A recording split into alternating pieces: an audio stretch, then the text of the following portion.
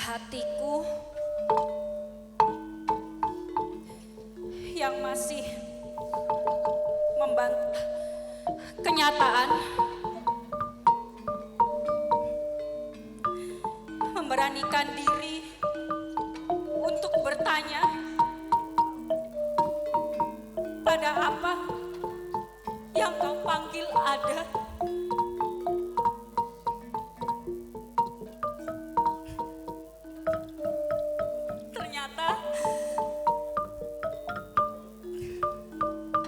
Ternyata bukan hanya aku yang mencintaimu.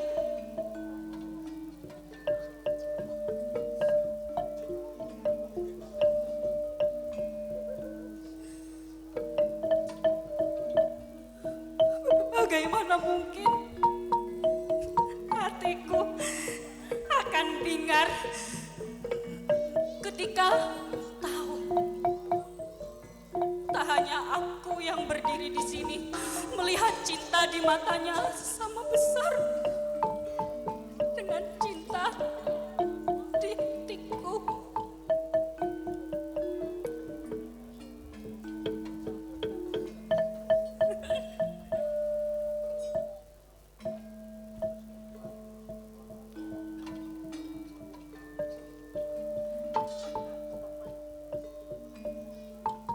Lalu, mengapa tak merasa cukup agar tak semakin menganga luka ini, Kakang?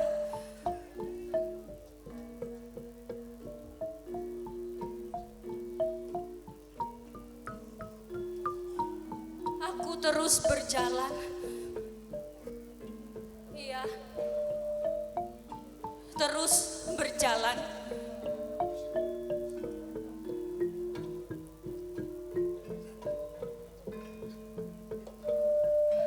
Aku berjalan di rimba kepasrahan ini, meski kakiku tergores duri cemburu.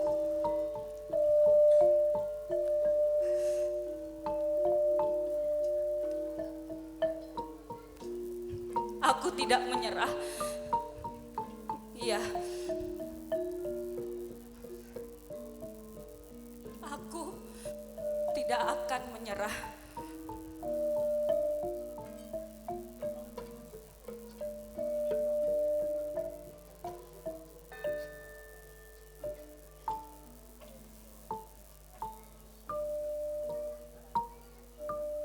Setidaknya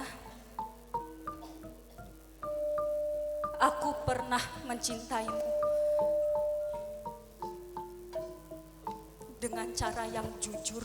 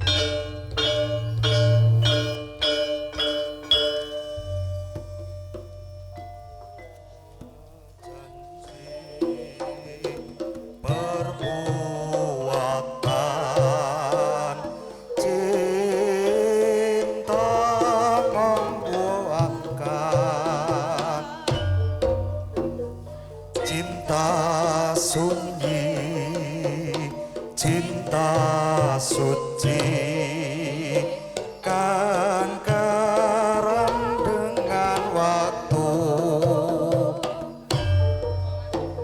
Sisa janji perbuatan, cinta membuahkan cinta sunyi.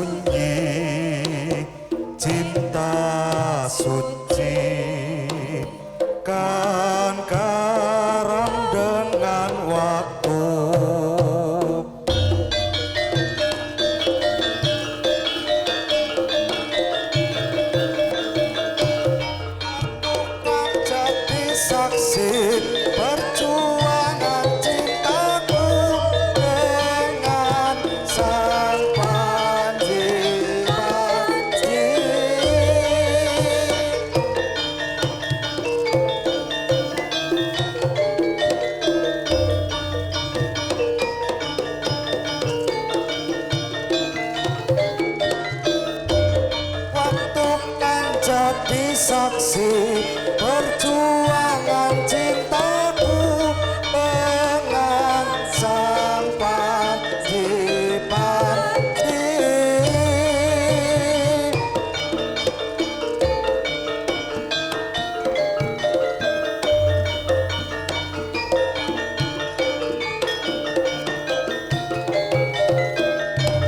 Waktu kan jadi saksi perjuangan cintaku dengan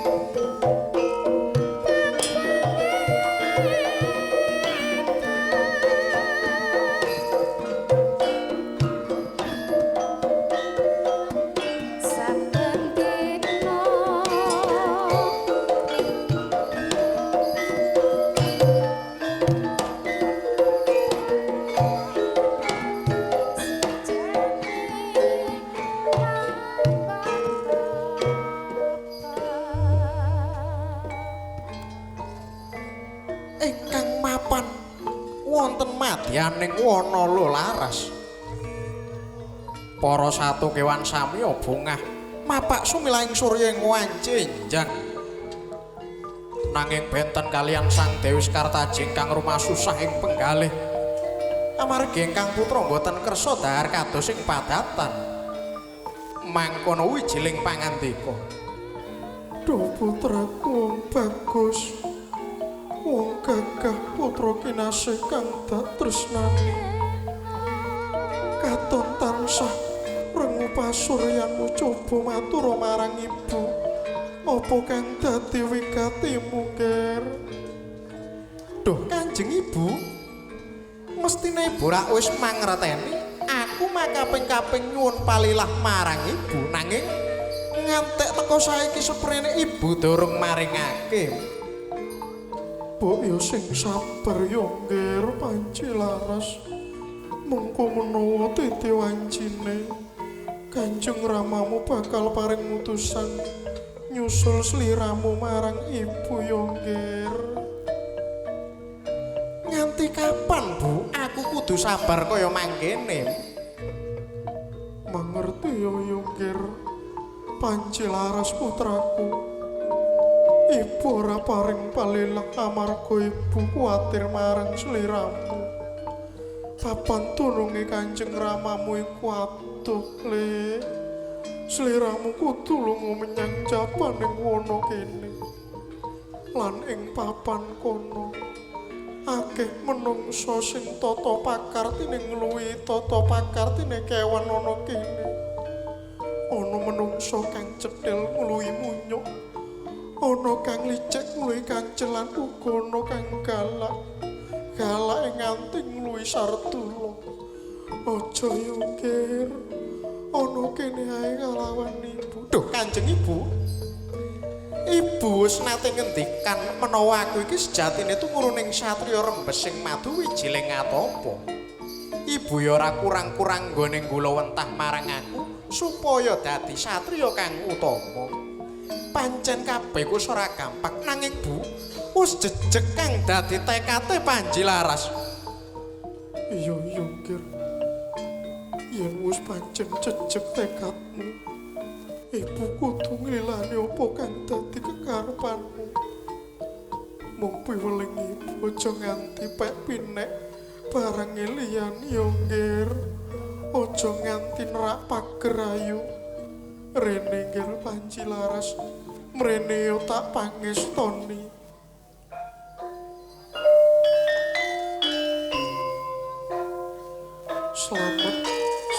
Selamat ojo nyandung sungkawa nyandung cempaka sarining kamulyan pangestuning pun ibu tansah banyu miling Gir Panji Laras. Nun nggih, mekaten kula nyuwun pamit Kanjeng Ibu.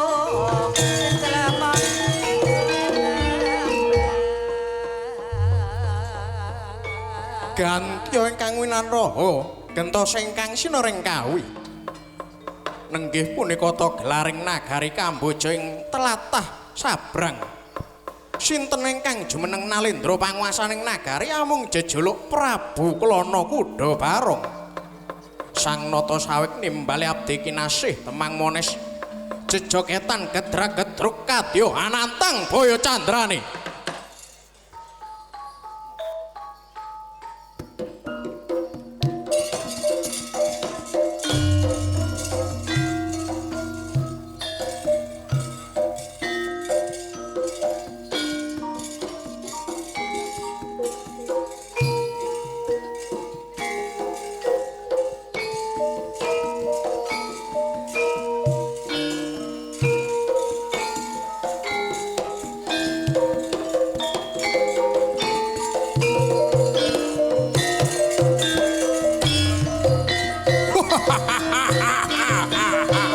Wah, Temang.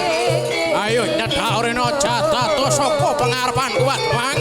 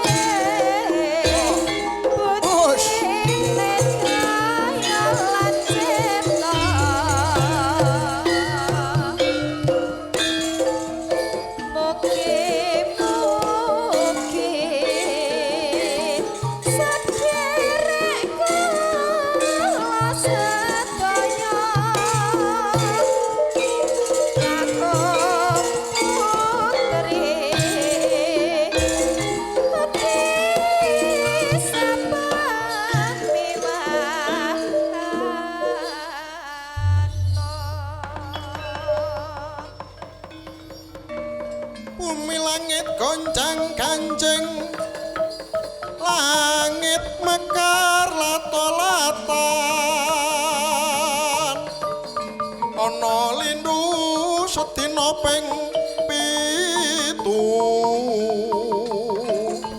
oh kiri-kiri kagara-gara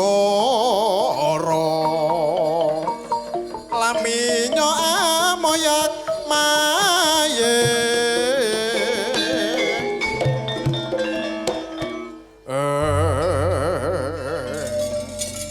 wat bang ayo coba mraju mrene iki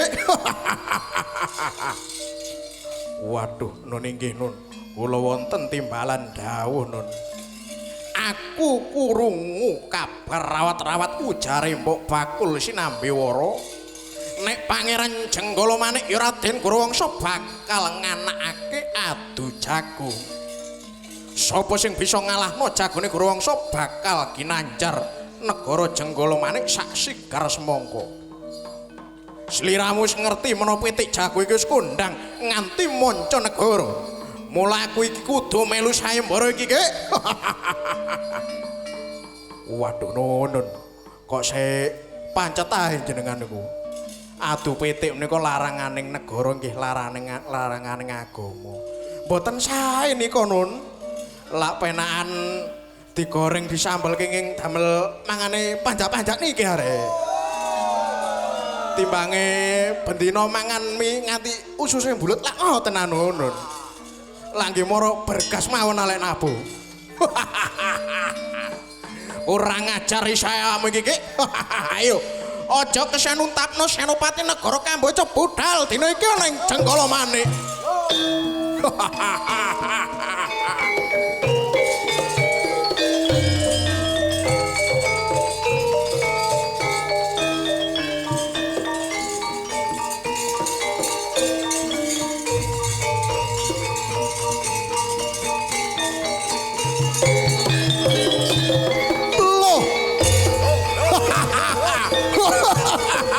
awas woi ha lo ha ho ha ho ho ha ho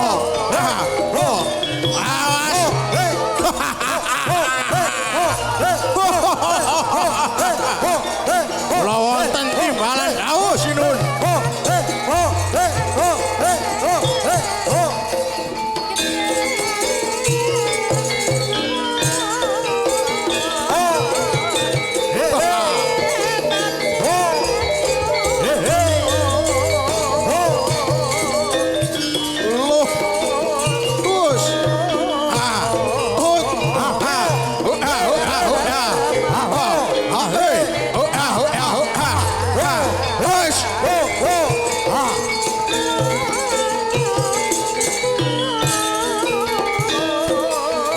Kula ingkang son sinun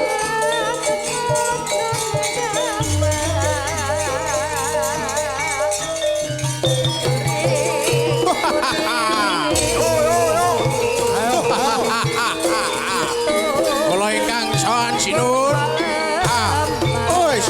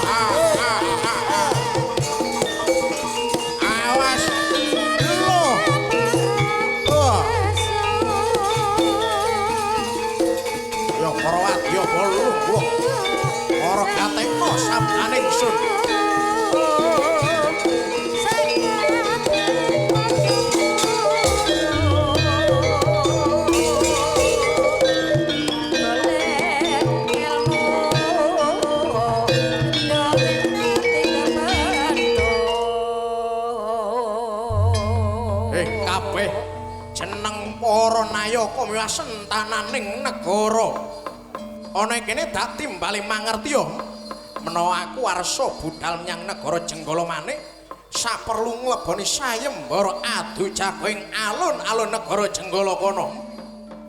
Nun inggih sinuwun pun patih Lindhu Baya tansah ngestakaken dawuh paduka lajeng benjang menapa anggenipun badhe tindak sawadya bala wonten ing nagari Jenggala Manik. Bebasan colok lintang obor lembolan udara kecician peteng dadet limangan budal dina iki menyang negara Jenggala sendika ngestakaken dawuh.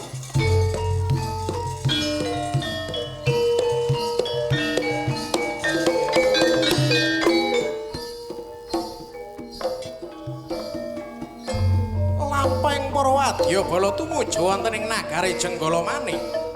Geger panguraan para wadya bala lumampah wonten ing margi pecidran Karang Pecinan Lundrek Karang Wangsan Dukuh Ruwut Kampung Pradesan ramenya para wadya bala sabrang sanalika golong-golong mangetan golong-golong mangulon gemprang-gemprang munjal paran patraping nganti kaya banteng katempu ing pelor. Ayo para wadya bala siahe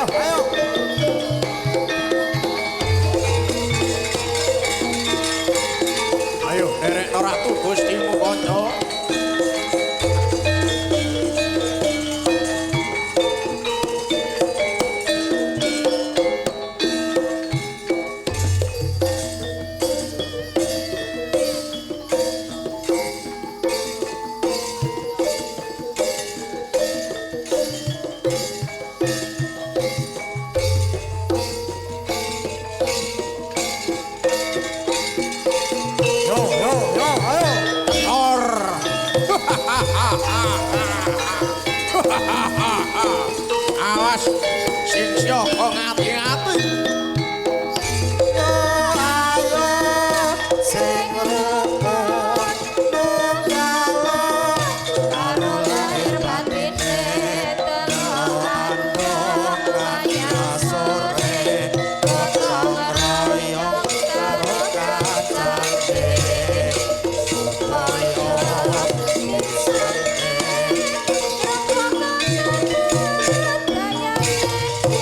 mestine gawe panutane nuntun anak putu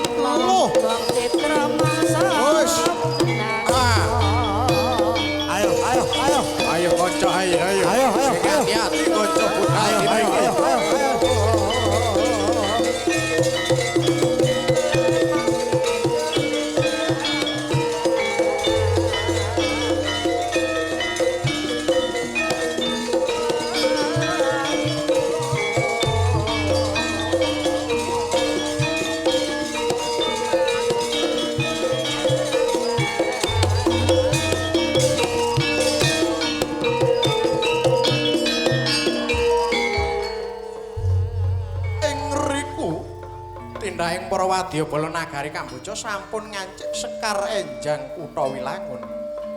Sekarane kembang enjang isuk Kutha Wilangun tapel watesing negara Jenggala-manik. Sanalika Kidalang Kandha Buwanaka kersa nginggahake larasing waspada. Ebyar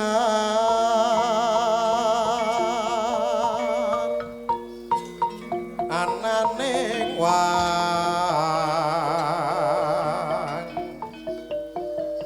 ana padang tutu padanging surya lawan Kartika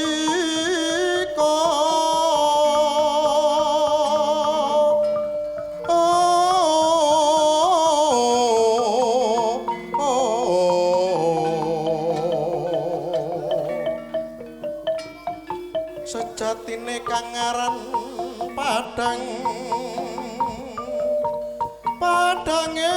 caya kang wening nadyan tatanambuka mancur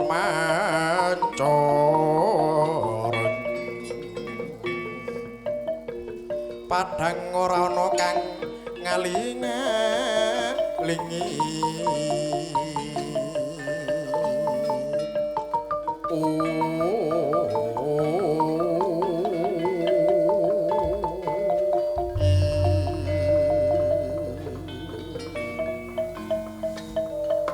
Wata ngocapaken bidaling wadyabala sabrang sinten ta ingkang wonten ing kasatriyan nagari Kamboja.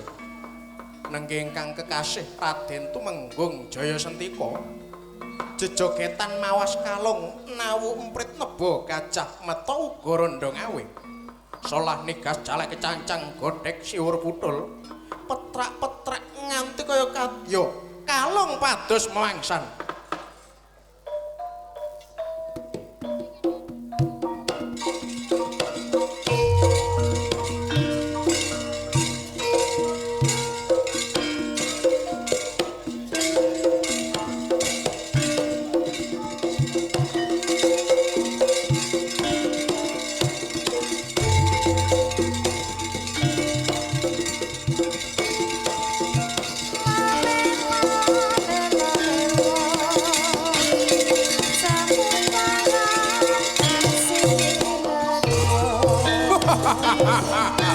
Ayo Prakanca, aku melu ning negara Jenggala-manik.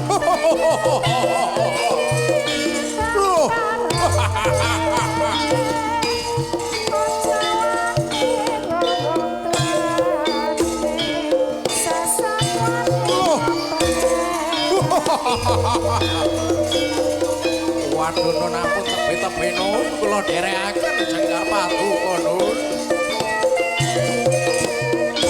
Watmai aja tutup ngarepan Watmai. Wis.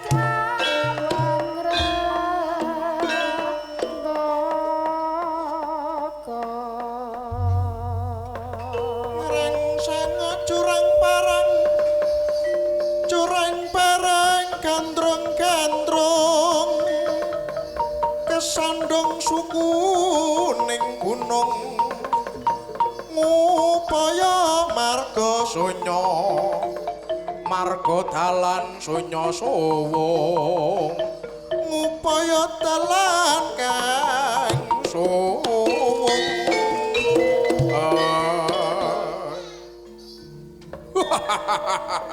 wah teman ayo dina iki para derekno aku Ademai. Waduh nun, waduh. Dinten iki badhe jengkar wonten pundi panjenengan? Anut pawarta jero telik sandi. Ana ing negara Jenggala Manik padha akeh sing ngadu pitik, Man. Ayo padha nonton adu jagone ngalun-alun negara Jenggala Manik. Nun inggih menengaken kula derekaken nun.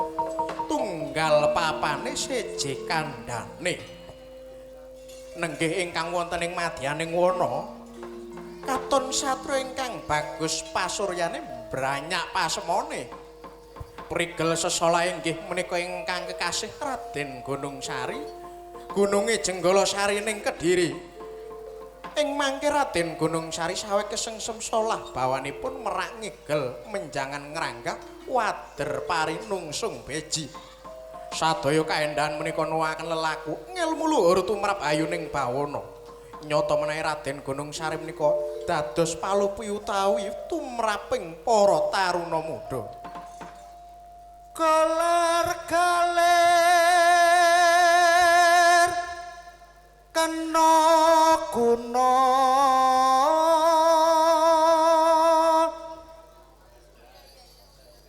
wong bathik sinambi nangis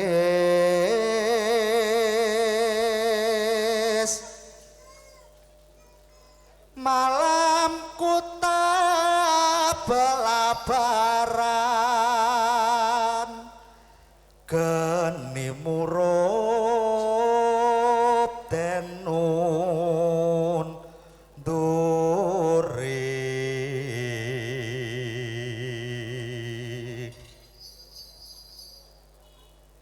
canting nyoden uring-uring gawangan sinandung putung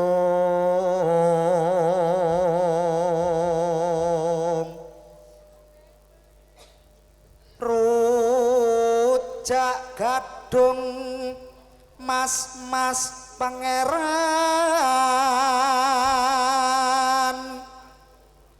kecubung loro man demi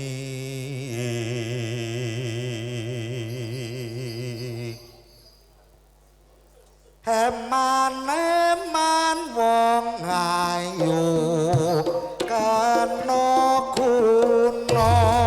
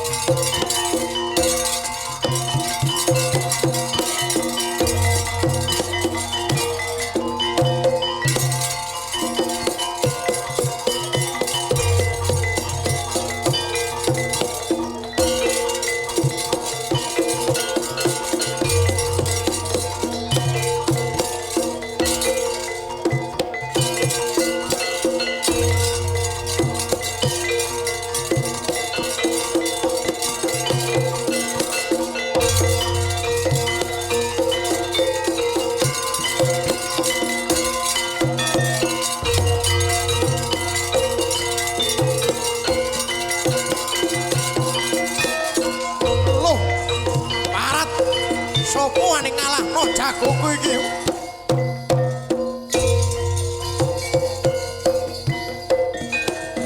Awas lenok pangendamu. Loh. Wus. Loh, aparat. Loh, tak kiwo. Wus. Ah, wus.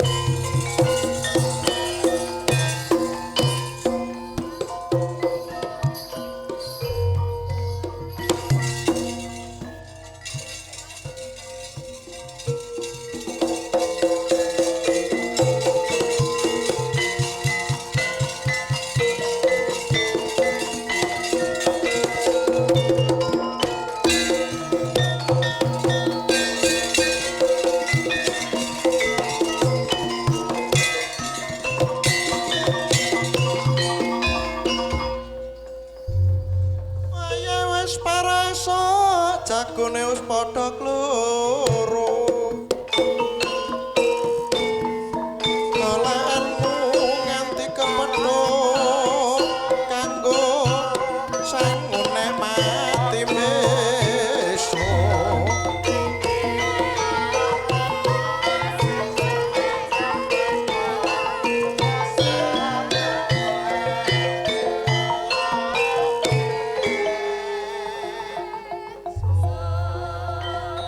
Sampun nggih Raden Panji Grawangsa. Monggo kula aturi sareh rumiyin nggih, Den. Mangko dhisik bocah bagus, sliramu sapa? Aku sing jeneng Panji Laras saka Wanala Laras. Kakang Jarodeh mangko dhisik. Apa ya iki, Kakang? Inggih, leres menika Nun. Raden Panji Grawangsa lan sira Panji Laras, monggo kula kanthi sowan dhateng ngarsanipun Prabu Eno Kertapati. Nun inggih, kula sendika ngestakaken dawuh.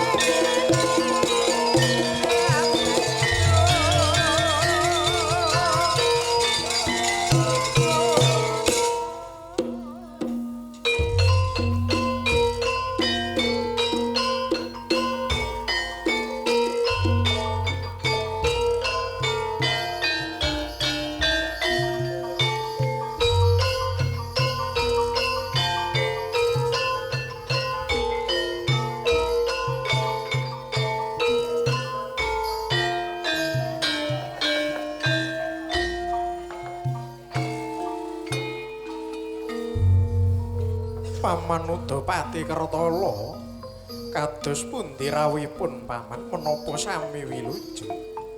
Wah, arjo tekaku ora liwat salam talim uga ketampa asmara bangun putraku.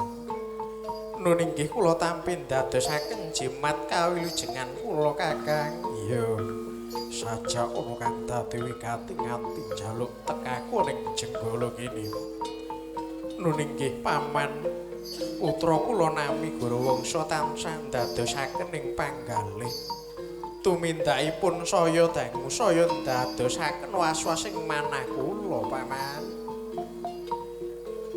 Iya kawit mulaku wis ngelingno kudune sliramu sing iso ngati-ngati ora nuruti nepsu pribadimu. Ya iku wujude olehmu mburu nepsu Dewi Panji. Dereng dangu ngenya imbal sauncana saknalika katungkasane paman Patih Kudanawarsa. Nun inggih kula ingkang sowan sinuwun.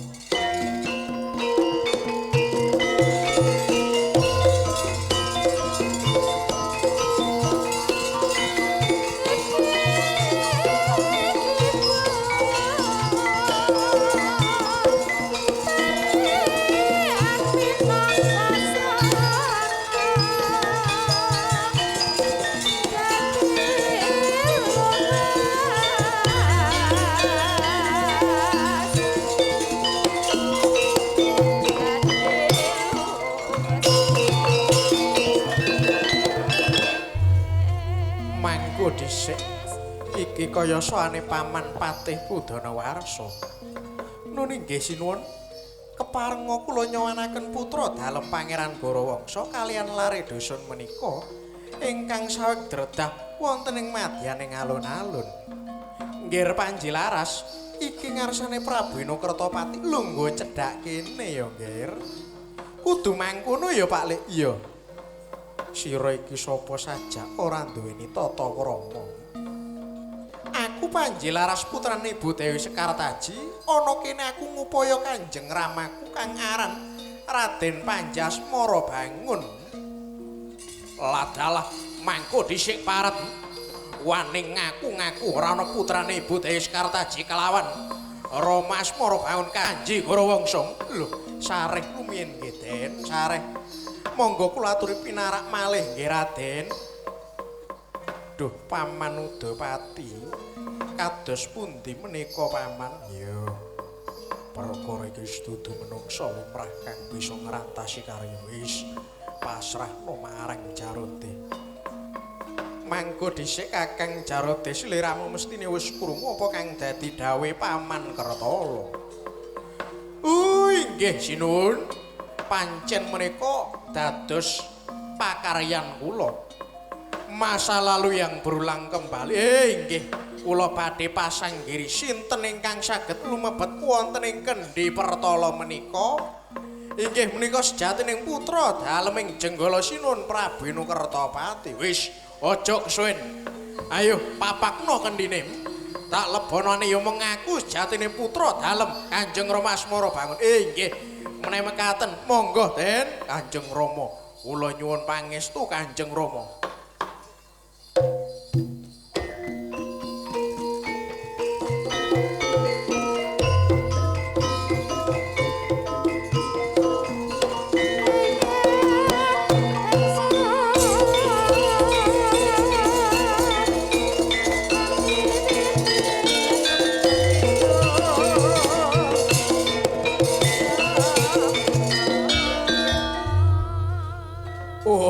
Adalah kaki Jaroti, aku kok ora iso metu maneh. Tulungono aku Kanjeng Rama. Kula nyuwun pitulungan Kanjeng Rama. Mboten enten lumrahe menungsa kok saged mlebet kendhi kados ngeten iki. Nuwun sewu sinuwun. Ndara Kertala kaliyan Ndara Kudanawarsa monggo kula aturi wonten katebian rumiyin nggih Nun. Iya Kakang Jaroti sing ati-ati. Ing ngriku Kiai Jaroti ngepruk wujuding Kendhi Pertala. Ilang wujuding kendhi. Saknalika wujud naga sak irianaan gedene.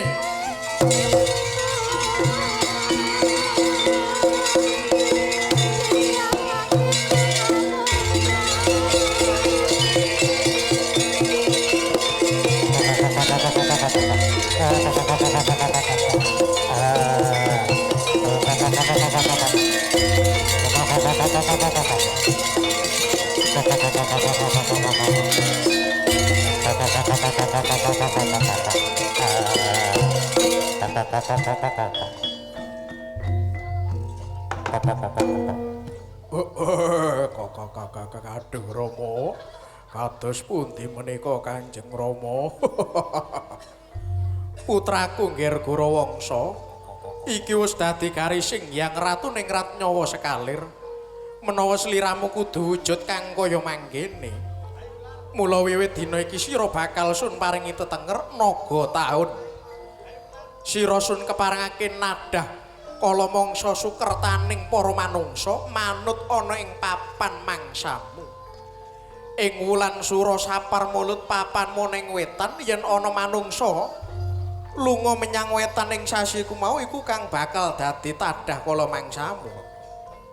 Ing wulan bakda mulut Jumadil awal Jumadil akhir papanmu ning kidul yen ana menungsa lumaku ning kidul ing sasi kumau iku kang bakal mok tadah kala mangsa. Nek wulan Rejeb ruwah poso mapana ning kulon banjur Sawal sela besar papanmu ning lor. Wis ya Nggir, mapana ning papanmu muga kabeh iki dadi pangeling-eling tumrap para manungsa. Nun inggih mangestaken dawuh Kanjeng Rama.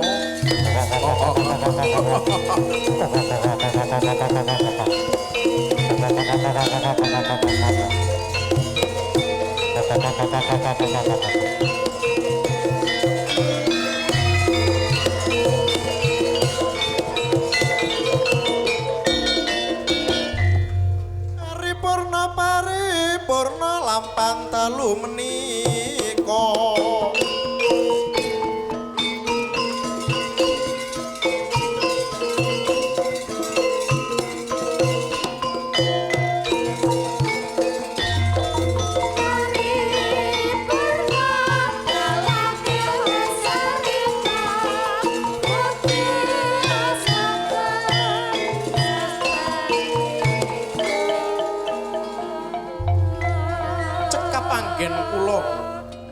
cariyos ringgita penging dinten samangke.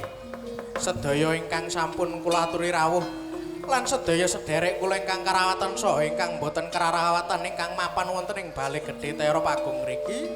Sedaya kula aturi kundur dhateng papanipun panjenengan piyambak-piyambak. Sampun ganggu damel dumateng sedaya titah ingkang gesang wonten ing alam Padang. Mugi-mugi sedaya anak wayang para wiyaga sinden dalah dayang mugi para panyengkuyung ing adicara menika sarta sadaya pamirsa tansah pinaringan rahayu wilujeng kalis ing rubeda samya manggih wahyuning kamulyan. Gesang Raharja sak lami-laminipun jaya jaya sesanti sekali merdeka tetap merdeka.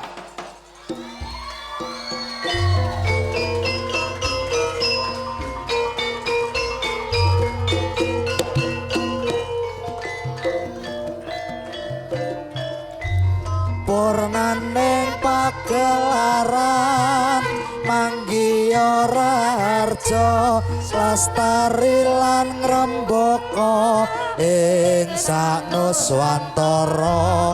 Purnaning pagelaran manggiya Raharja lastari lan ngrembaka ing sanuswantara.